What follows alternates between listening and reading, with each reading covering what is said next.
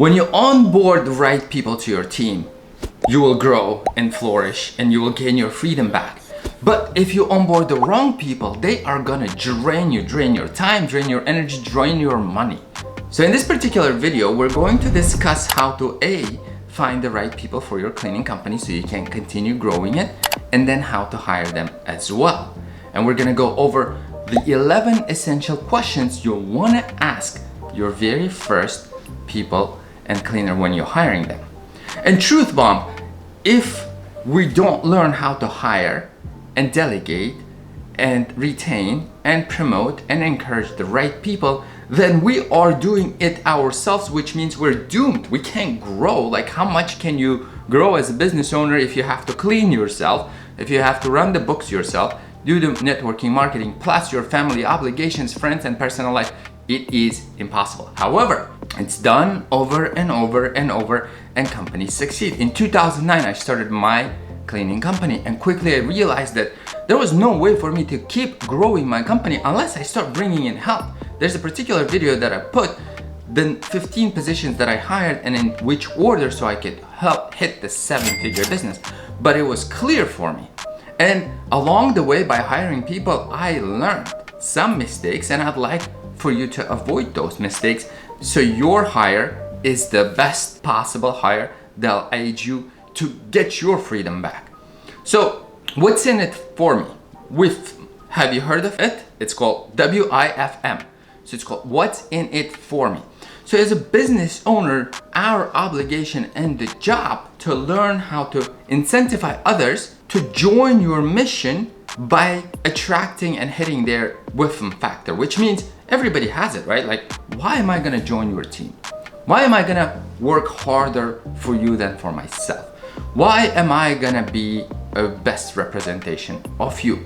And those are the questions that employees naturally will ask, and or subcontractors, quite frankly. It doesn't matter who you bring for your team as long as you start delegating. And each one of us have WIFM factors. Somebody wants more money, someone wants to be a part of a greater team, someone has to want to make a bigger impact, someone needs a recognition, somebody to hear their opinion, or give them an opportunity to experiment. And as employers, it's our job to figure that out. So keep that in mind whenever you're offering a position to a particular person. Try to find out what is their WIFM, what drives them, what will make them stay with you for a long time so you guys can grow together. So let's start diving in. Cleaning employees, how to find them. And that seems to be challenging, especially post-COVID pandemic labor shortage market. That's causing a lot of these people that really don't want to work, or the demand for supply and demand are not equal and just positions aren't available. So a lot of cleaners try to, in the forums, ask like, how do I find the people? How do I find the people? Before I tell you how, let me tell you why I think I know what I'm talking about. When COVID hit, I was back in Uzbekistan. I went there for 5-week visa it was a 5-week travel trip to celebrate my mom's and dad's birthday, and I got stuck there because the only one international airport that the Uzbekistan has got shut down during the COVID because country didn't know what to do. So it took me 3.5 months until I was able to come back. So all these 14 to 15 years running the company, I've established relationships with vendors, with employees, with my admin staff, with my core management team, and etc. And I'm super happy to report that out of when all this uncertainty happened and people did not know what to do, only one team bailed on us. Literally, only one team during COVID, taking precaution, got overwhelmed, and I'm not blaming them, but that's what happened out of all the teams we have. And why is that? It's because we treat them well, but before treating them well, we found them properly. We incentivize them properly, and they are not just numbers for us, they're people. I know almost all of the team members, their birthdays, their names, their family circumstances. Well, as you grow, right, that becomes a little smaller and challenging because you know your management, key personnel, because then you're branching out. So correction, my core management, I know what they like, what they think, their family circumstances, and I treat them as people. And that is a lot. As human beings, we want to be treated properly. All right, how to find them. Number one, strategy that worked well for us is the referrals. So you go back to your cleaners if you have any already. If you don't, bear with me, the next strategies will help you to attract that very first cleaner for you. So you go to a good cleaners, the ones that are your core, and you tell them, hey, I've got this project coming up, I wanna find people. Do you know anyone, or can you invite someone to our circle so I can start interview them? And consider incentivizing the cleaners with monetary reward for referring a proper person. And you can say it is, hey, in 2 months or 3 months after this person has been working, I will pay you X amount of dollars, and this person will get that as well. So just get creative. In general, good people refer good people.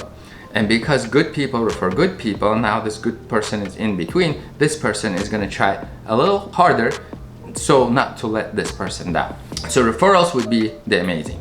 The next would be the strategies for finding people from the ethnic backgrounds. For example, there's a lot of Latinos. My wife is from El Salvador here, and we have a good amount of Latinos as a labor force that help us with cleaning. So what we do is sometimes when we have accounts, we try to find local ethnic stores for the Latinos and then go and post the ad, and in English as well as in Spanish, right? Because not everybody understands English, especially if the Spanish population is big. What it does is when you go to that particular, let's say El Salvadorian store, I walk into an El Salvadorian local store close to the area where I have a big contract, then I can go in and look. Of course, you can look them up online and then talk to the owner. I'm like, hey, I hire. Is it okay if I put a class field on your board somewhere so that people can see it and then apply? Because what it does now, this person, the store owner, is incentivized helping their community as well, because their community buy from them, right? And once the community knows that this store has ads and then the store can put referrals to allow people make money, then it's win-win for everyone. So, and it can be used for anything, right? Russian stores, Uzbek stores, I'm pretty sure there are ethnic stores in the community that you might be able to find, and ask the owners whether they would agree to put a class field. Grocery stores would be a really cool place, or shopping malls as well. When I was working in a grocery store overnight, like I was cleaner, and I did that for 2+ years, if I'm not mistaken, even like 3 years, pushing every single night. I would go, and that's what I do. And I know that most of the grocery stores have like nightly custodians, and then they probably won't mind picking up half a shift, smaller shifts here and there for you. Or also when you're in a shopping mall or you're in a restaurant and then you see the cleaning staff, like cleaning staff, not the wait staff, but the cleaning staff, personnel cleaning. And if they look tidy, neat, and hardworking people, then approach them. Just say, look, I know you work here. I might have some part-time jobs. Would you possibly be interested? So that's a good way to get them as well. And then we go into social media and advertisement, because I try to do the local stuff, referrals, ethnic stores, looking for the cleaners in the areas where they work. And then I lean back and fall back to an online strategy such as Indeed or Facebook groups. They tend to be not as effective for us attracting people. Not to say we haven't, we have gotten good stuff, but normally people that are on social media or on Indeed, normally not the cleaners. They are more savvier in a sense of computer literacy wise, and they probably would be good or better fit for your admin position, office position, and etc. Because cleaners, what do? We don't really have time to go to social media, like the cleaners who earn money by literally cleaning. And I'm talking about myself 15 years ago as well, because that's what I was doing. So when you cleaning from project to project, you don't have time to go to Indeed. You don't even know what Indeed is. But that's a strategy as well. And if all else fails, you can do that. There are also local workforce organizations in your jurisdictions and where you're located at, and or skill training classes. You can reach out to them as well. And what workforce development organizations do, they actually get paid by the government, funded to, their intent is to reduce the unemployment of that state, municipality, whatnot. And they'll work with you and try to get you people, because the more people they get to you employed, the lesser their unemployment for the state, the better the organization looks. So they are, quite frankly, your partners if you look at it.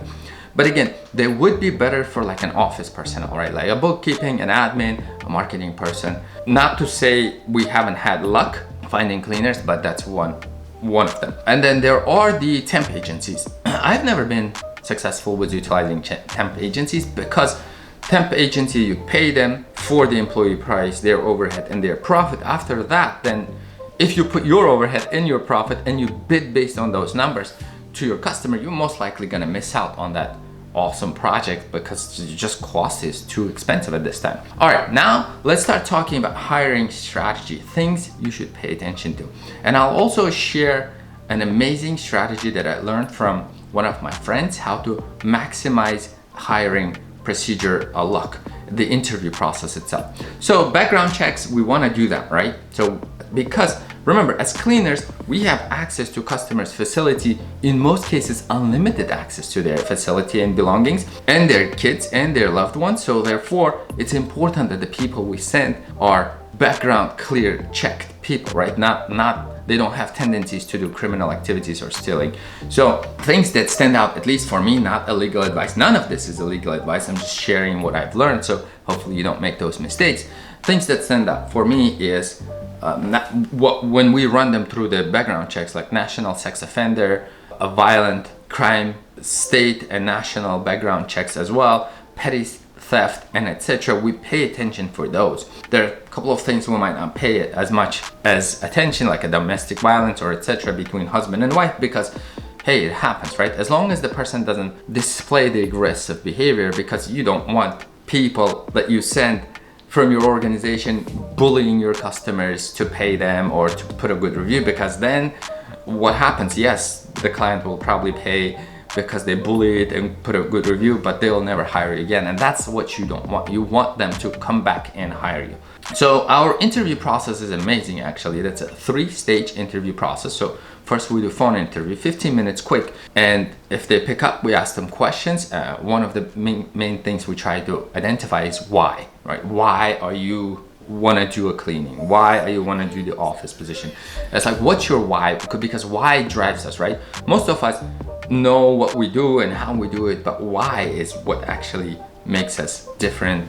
And so we try to find that out. Past experience, especially for the floor techs, right? Or pressure washer, if it's a specialty. Like if it's a general cleaning, it's much easier as opposed to trying to find a technician. I had a guy who said, oh, I've stripped and waxed floors before. And I'm like, okay, what'd you do? I used the machine that was like, I'm like, okay, so what? Like, yeah, I would take the machine and go to the corner. So, I mean, those are the things kind of like you stand out. Those are the things that would raise a red flag. But in general, if the person is honest and like, hey, no, I haven't done the floor work, but I'm applying for a floor work position and I'm willing to learn, then none of this is a super hard skill to learn, right? It's very learnable. And then reliable transportation, depending upon the state you're at, unless your company provides it. If not, then you are paying the mileage reimbursement for them. But if you're in a condensed metropolitan, it might not be an issue for you, or perhaps you have a big SUV or a minivan that you go pick up and drop them off at the location. So it depends on your layout. Reference check is super important. You want to call the people, you want to do the reference check with them and make sure that they are who they are. I've learned this on bitter experiences that doing reference checks are super important, and we don't mind now. We send an email, we call them, we call 2 or 3 times if we don't get their reference. So after the person passes this 15-minute over the phone interview, then the next comes is in person. That's a 20-minute interview. Again, we invite the people, we talk to them, we ask the questions, etc. If we like them, we discuss the job, benefits, conditions, terms, and etc. And then we also have the third interview process. That is a working paid interview. And you will be surprised that people pass with flying colors, phone interview, in-person interview, but when it comes to the working interview, they will either not show up, or they just sloppy, or they show signs of aggression, resilience, not willingness to learn, aggravation, and etc. And you look out for them.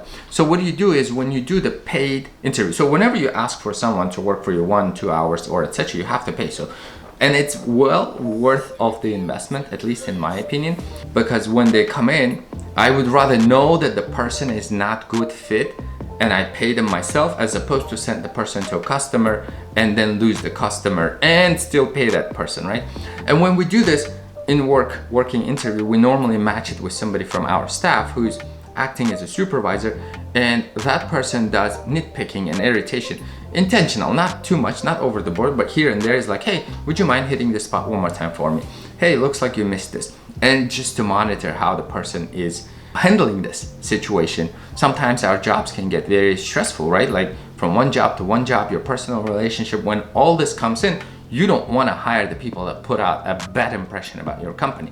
Or some customers are difficult, and we know them. Some customers will literally stay on top, on your back, breathe on your back and say, do this, right? If your cleaner is not humble enough and not open-minded to receive this critical criticism, then they might say something that the customer might not like, which will eventually come back and hurt you and your business. And then supervisor observes and reports back to the office with the findings, how the person handled. And you will be surprised that, as I mentioned, people pass with the flying colors phone and in-person interview, and sometimes they won't even show up to a working paid interview, or they fail big time. So once those things are done, you're probably ready to hire. And before you hire, you should ask yourself, hey, are you gonna do 1099 or W-2? And there's a specific video that I put about this, because you're not the only person who's curious how to onboard the people properly first and lesser overhead. So if you haven't seen this video, go and check out that video after this video. And if there's anything that you do differently when you hire, please share so the community can see and learn. Now you're ready to hire a person, but you probably are deciding whether you need a 1099 or W-2 employee, and you're not the only one. Go check out that video. And on the next video, I'm gonna go over 11 questions that you should be asking during the interview, and I'll explain why they're important. So don't miss that video as well. It's gonna be coming up right here, and keep on crushing. See you on the next one.